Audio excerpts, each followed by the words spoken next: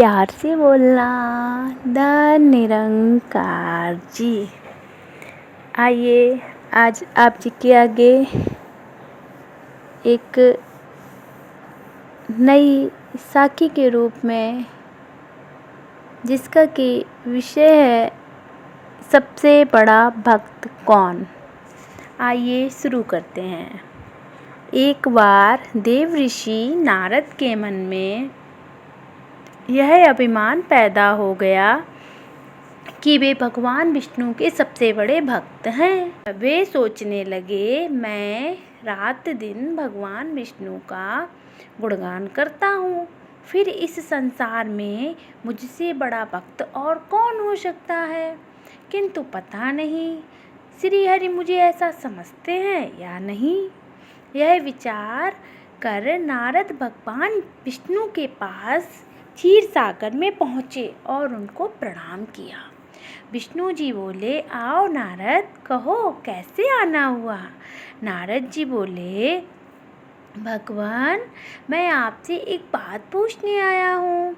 भगवान विष्णु बोले, मैं तुम्हारे मन की बात जानता हूँ नारद, फिर भी तुम्हारे मुँह से सुनना चाहता हूँ। नारद जी ने कहा, हे देव, मैं जीवन भर आपका गुणगान करता रहा हूँ। पल पल हर क्षण मुझे बस आपका ही ध्यान रहता है। आप मुझे यह बताइए कि क्या मुझसे भी बड़ा आपका कोई अन्य भक्त है संसार में। भगवान विष्णु समझ तो पहले ही गए थे कि नारद को अपनी भक्ति पर अभिमान पैदा हो गया है, किंतु अपने मन की बात छुपाकर वे बोले, नारद, इस प्रश्न के लिए तुम्हें मेरे साथ मृत्युलोक चलना पड़ेगा। नारद जी बोले, ठीक है भगवान, मैं मृत्युलोक चलने के लिए तैयार हूँ। भगवान विष्णु नारद को लेकर मृत्युलोक चल पड़े। धरती पर पहुंचकर दोनों ने किसान का वेश धारण किया और एक गांव के किनारे बनी एक झोपड़ी की ओर चल पड़े। विष्णु जी बोले, नारद, मेरा एक बहुत बड़ा भक्त यहाँ इस कुटिया में रहता है। आश्चर्य है, क्या मुझसे बढ़कर भी किसी की भक्ति हो सकती है। नारद के मुख से निकला, क्या वह भी मेरी तरह आपका ध्यान लगाए रहता है। आओ स्वयं ही जान लेंगे, विष्णु जी ने कहा और उस कुटिया की ओर बढ़ गए। किसान उस समय कुटिया के बाहर अपनी गाय को बांध रहा था और उसके मुख से हरि हरि गोविंद का स्वर निकल रहा था। किसान के वेश में विष्णु जी ने उसके निकट जाकर नारायण नारायण कहा। तो किसान ने विनीत स्वर में पूछा, आप कहाँ से आए हैं भद्र, मेरे लिए कोई सेवा हो तो निसंकोच बताइए। वेशधारी भगवान विष्णु ने कहा, हम नगर जा रहे हैं, पर अंधेरा गिरने लगा है, वन में जंगली पशुओं का डर है, इसीलिए रात भर आपके यहाँ रुकना चाहते हैं या आपके यहाँ एक रात गुजारना चाहते हैं। किसान ने प्रसन्न भाव से कहा, मेरी कुटिया में आपका स्वागत है भद्र, और जो रूखा सूखा घर में है आपके लिए हाजिर है। भगवान ने मुझे आप लोगों की सेवा करने का अवसर दिया है, बड़ी कृपा हुई उनकी। बाहर दालान में एक खटिया पर दोनों को बिठाकर किसान अंदर गया और अपनी पत्नी से कहा, देवी, दो अतिथि आए हैं। किसान की पत्नी उस समय अपने बच्चों को भोजन परोस रही थी। धीरे से आटे का बर्तन दिखाती हुई बोली, घर में इतना सा ही आटा है और ये बच्चे और भोजन मांग रहे हैं।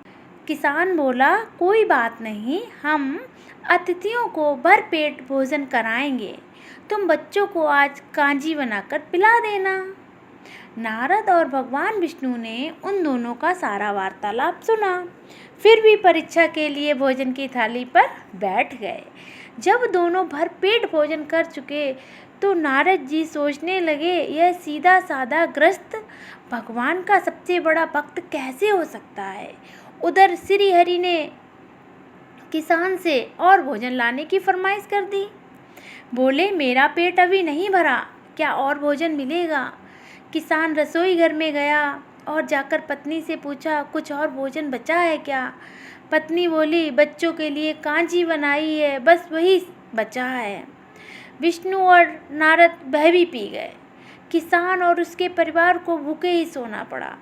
भूखे बच्चे माँ का आंचल थाम कह उठे, माँ नींद नहीं आ रही, मुझे बड़ी जोर की भूख लगी है। पिताजी ने उन अतिथियों को कांजी भी क्यों पिला दी?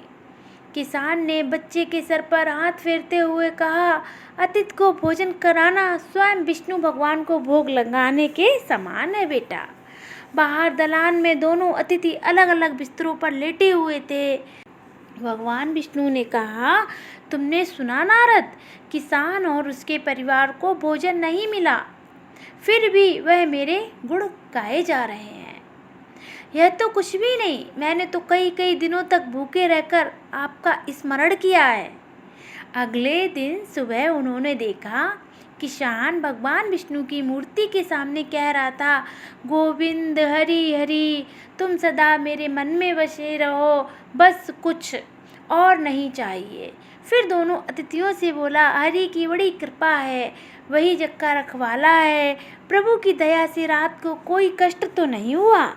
जब तक आपका जी चाहे आप तब तक दोनों यहाँ रहें, मैं खेत पर जा रहा हूँ। किसान बेचतारी श्री हरि बोले, हम भी तुम्हारे साथ चलेंगे यदि तुम्हें कोई आपत्ति ना हो तो। नारद और विष्णु भगवान किसान के साथ खेत पर गए। किसान बोला, यही है अपना खेत, अब मैं अपना काम करूँगा, गोविंद हरि हरि। नारद जी बोले, तुम तो सत्पुरुष हो, भगवान के बड़े भक्त हो, हर घड़ी उनका नाम लेते रहते हो।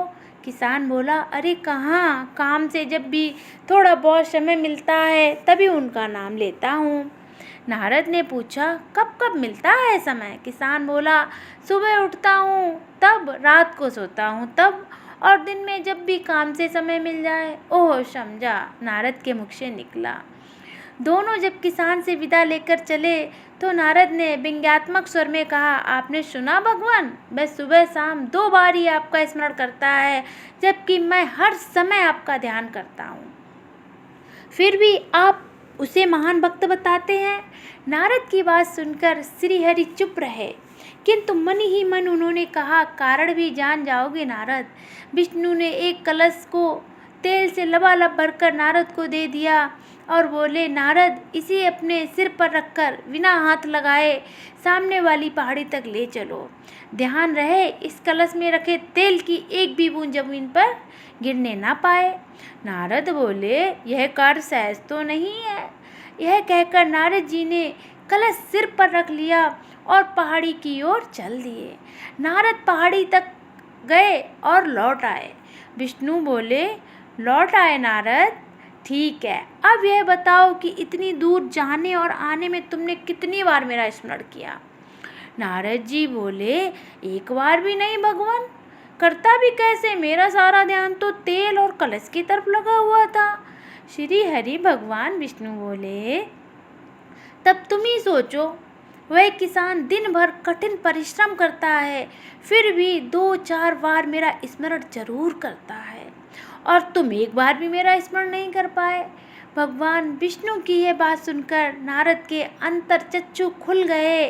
वह भगवान विष्णु श्री हरि के चरणों में गिरकर बोले, मान गया प्रभु, जो संसार के झंझटों में रहकर भी आपका स्मरण करते हैं वे ही सबसे बड़े भक्त हैं। तो हम सभी तो महापुरुष ब्रह्म ज्ञानी हैं, हमें सद्गुरु ने कैसी भक्ति बताई है ये हम सबको पता ही है, और हमको पता चल गया होगा कि भगवान कैसे खुश होते हैं और उनका सबसे बड़ा भक्त कौन है।